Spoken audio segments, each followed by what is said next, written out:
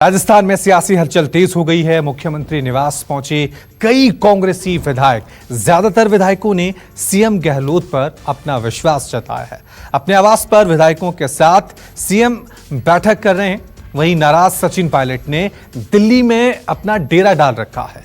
कांग्रेस अध्यक्ष सोनिया गांधी से मिलने के लिए सचिन पायलट ने वक्त मांगा है।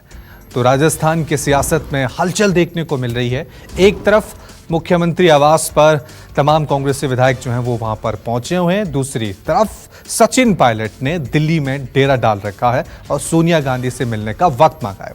चलिए इस खबर पे और ज्यादा अपडेट के लिए अब सीधा रुक करते हैं हमारे संवाददाता के अश्वत्सन का। अश्वत्सन, अभी क्या अपडेट है? खबर सामने आ रही है कि मुख्यमंत्री आवास में विधायक इकट्ठा हो रहे हैं।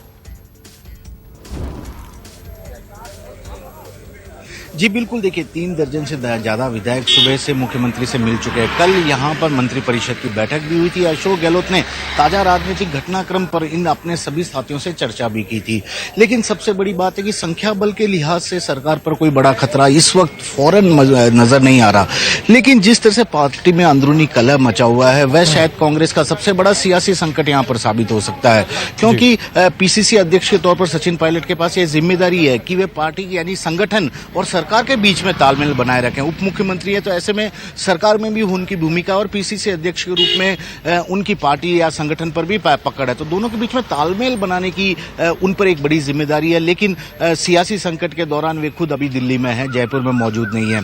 तो इस तरह से जो संकट आया है, सरकार को किस तरह से बाहर निकालना है, किस तरह से अशोक गहलोत खुद बोल चुके हैं कि सरकार गिराने की एक कोशिश चल रही है राजस्थान में, तो किस तरह उस समस्या से भी निपटा जाए, क्योंकि कांग्रेस के नेता अच्छी तरह से जानते हैं कि ये जो सियासी संकट आया है राजनीतिक गणित के हिसाब से नहीं आया है, संख्या बल के लिहाज से नहीं आया है, बल्कि अंदरूनी कलह के कारण ही सामने आया है, जिसे नियंत्रित करना सबसे बड़ी अभी इस वक्त की चुनौती बना हुआ। और यही कारण है कि कांग्रेस के कुछ बड़े नेता, जिनमें प्रभारी अविनाश पांडे हैं, वे भी जयपुर आ सकते हैं। पार्टी के जो नाराज पार्टी के सदस्य हैं, विधायक हैं, उन्हें मनाने की कोशिश कर सकते हैं ताकि सरकार पर आया संकट जल्दी से जल्दी खत्म हो जाए।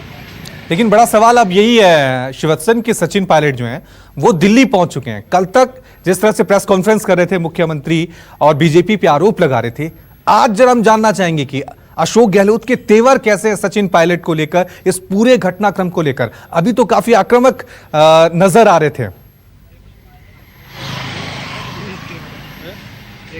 जी बिल्कुल, देखिए सरकार पर यदि संकट आता है, पार्टी पर यह संकट आता है तो निश्चित तौर पर परेशानी की बात होती है। और मुख्यमंत्री के रूप में अशोक गहलोत पर और बड़ी जिम्मेदारी है, क्योंकि अशोक गहलोत की अभी जो छवि रही है राजस्थान में, उनकी छवि हमेशा ऐसे रही है मानो वह पार्टी को ही कुछ दे रहे हैं, पार्टी से कुछ भी नहीं ले रहे।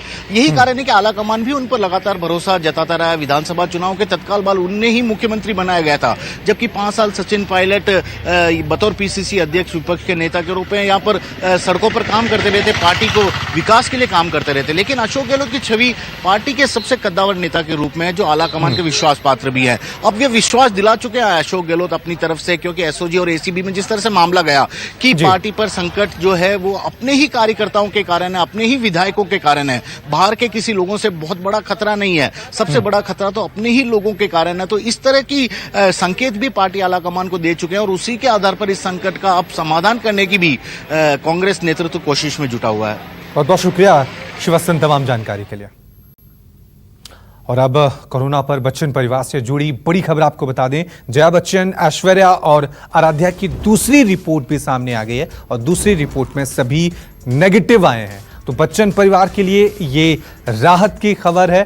जया, ऐश्वर्या और आराध्या की दूसरी रिपोर्ट नेगेटिव आई है। पहले भी नेगेटिव आई थी और अब दूसरी रिपोर्ट भी नेगेटिव आई है। वहीं दूसरी तरफ सदी के महानायक अमिताभ बच्चन इस सदी की सबसे बड़ी महामारी से वहां पर लड़ रहे हैं। साथ में उनके बेटे भी कोरोना पॉजिटिव हैं।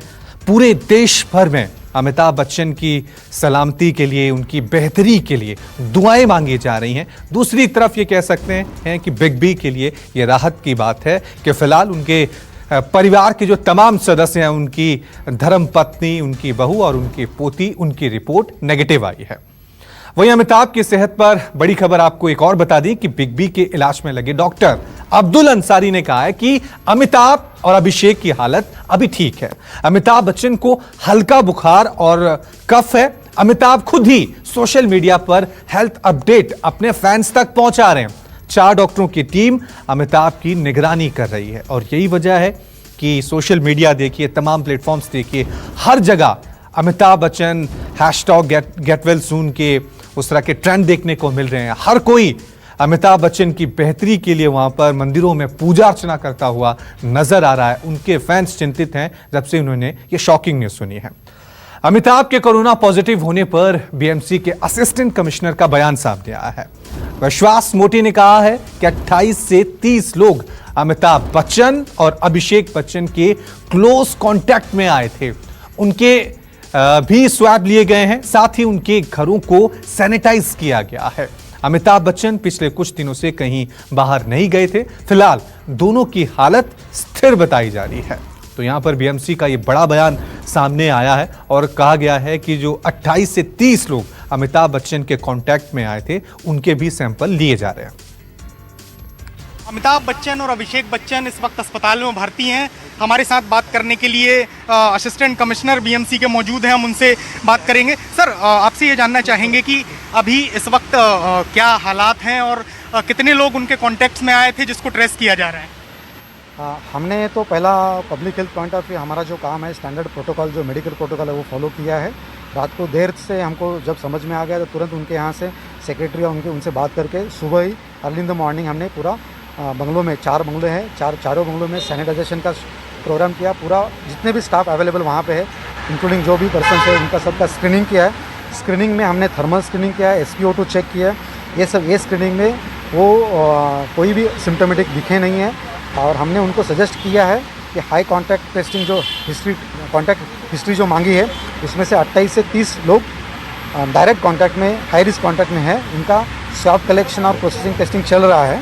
वो आज रात देर तक या कल सुबह वो आ जाएगा। और बाकी उनके सर के जो फैमिली मेम्बर्स है इमीडिएट, जो कि ऐश्वर्या मैडम रहेंगे, ग्रैंड सन ग्रैंड डॉटर, तो उनका ऑलरेडी लिया हुआ है। आज दोपहर को 2:30 बजे तक उनका रिजल्ट आ जाएगा। सर, एक सवाल मेरा ये है कि जितने लोगों की आप लोगों ने अभी जांच की है, उसमें कोई बॉलीवुड के सेलिब्रिटी भी हैं या कुछ ऐसे लोग भी हैं जो उनके क्लोज कांटेक्ट में आए थे, उसकी जानकारी कुछ हाथ लगी? नहीं, हिस्ट्री कांटेक्ट जो हमने उनसे पूछताछ की है सेक्रेटरी और घर पे, तो ऐसा कोई हमको ध्यान में नहीं आया है, उन्होंने बताया नहीं ऐसा कुछ। सर, लेकिन अगर पता चलेगा तो कुछ और सेलिब्रिटी या उनके स्वैब भी लिए जा सकते हैं? नहीं, लेकिन सर खुद ही बोल रहे हैं ना कि वो गए ही नहीं है लॉकडाउन के बाद, बीच में घर के बाहर गए ही नहीं है। अगर ऐसा समझ में ऐसा होता तो बताते थे ना हमको। तो फिलहाल अमिताभ बच्चन और अभिषेक बच्चन की हालत कैसी है? आपने जानकारी ली होगी, डॉक्टरों से बातचीत की होगी। सर, कैसी हालत है अभी? दे बोथ आर स्टेबल, एकदम प्रकृति ठीक है।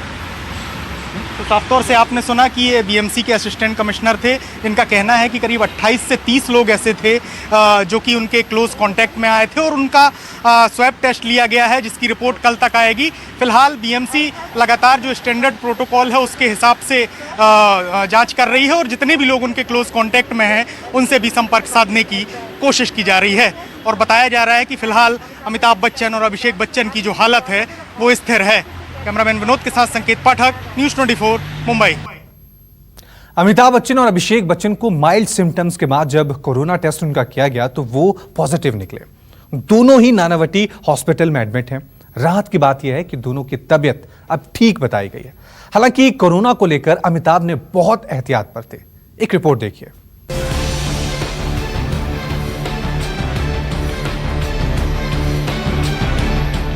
कोरोना पीरियड के दौरान बिग बी और उनकी फैमिली इसको लेकर काफी सतर्क रही। सालों से हर रविवार को जलसा के बाहर होने वाले दर्शन की परंपरा को भी अमिताभ ने रोक दिया ताकि लोगों की भीड़ जलसा के बाहर न जुटे।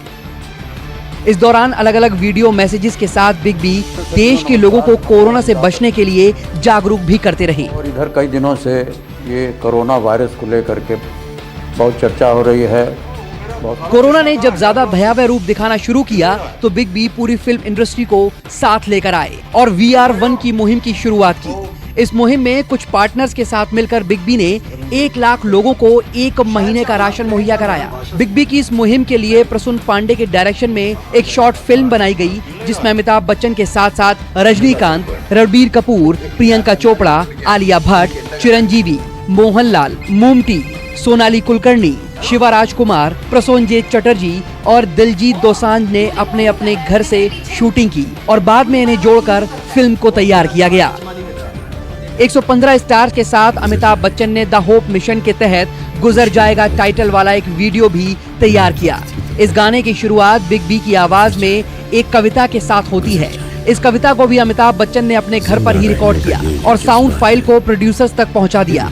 महानायक की आवाज के साथ ही ये गाना कोरोना के इस मुश्किल वक्त में उम्मीद की धुन बन गया। माना मौत चेहरा बदल कर आई है, माना मौत चेहरा बदल कर आई है। सोशल डिस्टेंसिंग के नियमों को ध्यान में रखते हुए महानायक बच्चन ने इस दौरान सरकार के कई कोरोना जागरूकता वाले वीडियोस को घर पर ही शूट किया। इस शूटिंग के दौरान कम से कम लोगों की टीम के साथ पूरे एहतियात के साथ बिग बी समझाते रहे कि कोरोना से हारना नहीं बल्कि लड़ना है। प्रवासी मजदूरों की तकलीफ के वक्त भी बिग बी सामने आए। उन्होंने अपनी कंपनी AB कॉर्प लिमिटेड के जरिए हाजी अली ट्रस्ट और पीर महमूद साहिब ट्रस्ट के साथ 10,000 से ज्यादा खाने के पैकेट और 20,000 PPE किट के साथ मास्क और सैनिटाइजर जरूरतमंदों तक पहुंचवाए। प्रवासियों को उनके घर तक पहुंचाने का जिम्मा भी बिग बी ने उठाया। AB कॉरपोरेशन लिमिटेड की तरफ से मुंबई से 10 बसें यूपी के लिए रवाना की गई थी। इस काम को माहिम दरगाह ट्रस्ट और हाजी अली दरगाह ट्रस्ट के साथ मिलकर किया गया और साथ ही 6 चार्टर्ड फ्लाइट्स का भी इंतजाम किया गया ताकि यूपी के रहने वाले प्रवासी मजदूरों को अलग अलग जगहों से एयरलिफ्ट किया जा सके।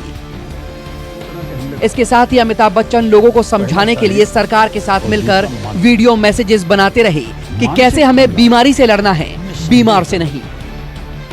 इन वीडियोस की शूटिंग के दौरान बिग बी जरूरी क्रू के साथ ही घर पर शूट करते रहे। मई में अमिताभ बच्चन ने इन्हीं सावधानियों के साथ KBC का प्रोमो शूट किया और उसे शेयर किया। हालांकि लोग पूछते रहे कि कोरोना के इस दौर में KBC जैसे प्रोग्राम का फॉर्मेट क्या होगा और इसे कैसे शूट किया जा सकेगा। वाली चाकरी को, आधी रात की तफरी को, शॉपिंग मॉल के प्यार को, चौराहे के यार को। पिछले कुछ दिनों ही खबर आई थी कि सरकारी नियमों के मुताबिक 65 साल से अधिक उम्र के लोगों को घर से बाहर निकलने पर जो पाबंदी लगाई है उसके चलते बिग बी शायद ही KBC की शूटिंग कर पाएं, लेकिन इस पर कोई सफाई सामने नहीं आई। धड़कन की रफ्तार को, हर चीज को ब्रेक लग सकता है, लेकिन एक चीज है जिसे ब्रेक नहीं लग सकता, सपनों को। कोरोना पीरियड्स के दौरान बिग बी और आयुष्मान खुराना की फिल्म गुलाबो सिताबों को OTT प्लेटफॉर्म पर रिलीज किया गया। इस फिल्म के प्रमोशन के लिए भी घर से ही अमिताभ सोशल मीडिया और ऑनलाइन मीटिंग्स करते रहे और बेहद जरूरी हो तभी शूटिंग्स के लिए क्रू के साथ तमाम एहतियात बरतते हुए मिलते रहे। Bureau report, news 24। वहीं बॉलीवुड से एक और बड़ी खबर सामने आ रही है। अभिनेता अनुपम खेर की मां भी कोरोना पॉजिटिव पाई गई है। उन्हें कोकिलाबेन अस्पताल में भर्ती कराया गया है। साथ ही अनुपम खेर के भाई, भाभी और भतीजी भी, उनकी रिपोर्ट भी कोरोना पॉजिटिव आई है, जबकि अनुपम खेर की खुद की रिपोर्ट वो नेगेटिव आई है। पिछले कुछ दिनों से मेरी माँ, जिन्हें आप दुलारी के नाम से जानते हैं, उन्हें भूख नहीं लग रही थी, कुछ भी नहीं खा रही थी और सोती रहती थी। तो हमने डॉक्टर की सलाह पर उनका ब्लड टेस्ट करवाया जिसमें सब कुछ ठीक निकला। फिर डॉक्टर साहब ने कहा कि आप इनको CT स्कैन सेंटर ले जाइए और वहां पर इनका स्कैन करिए।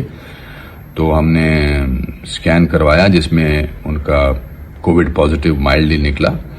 तो जाहिर सी बात थी कि मैं और मेरा भाई उनके साथ थे, तो फिर मैंने भी अपना और राजू ने भी, मेरे भाई ने भी अपना CT स्कैन करवाया और जिसमें राजू माइल्डली पॉजिटिव निकले और मैं नेगेटिव था। फिर हमने उनकी फैमिली को भी बोला, मेरी भाभी रीमा, मेरी भतीजी वृंदा और मेरा जो भतीजा है प्रणित, उनका भी CT स्कैन करवाया जिसमें मेरी भाभी और मेरी भतीजी पॉजिटिव निकले माइल्डली और मेरा जो भतीजा है प्रणित वो नेगेटिव निकला। इसके बाद I took my mother to Kokilaben hospital. They were very gracious and helpful enough to admit my mother there, and my brother and his family has quarantined themselves in their home. मैंने BMC को inform कर दिया है and BMC has been working amazingly efficiently. वो मेरे भाई के घर गए हैं, उनको वो भी सैनिटाइज करेंगे और मेरा फर्ज था कि मैं आप सब लोगों को इन्फॉर्म करूं कि आपके घर में आपके किसी सदस्य को, खासकर आपके माता पिता को अगर भूख नहीं लग रही है तो एक बार उनका टेस्ट करा लीजिए, बिकॉज हम बहुत देर तक ये सोचते रहे कि भूख क्यों नहीं लग रही है। And doctors are doing amazing work.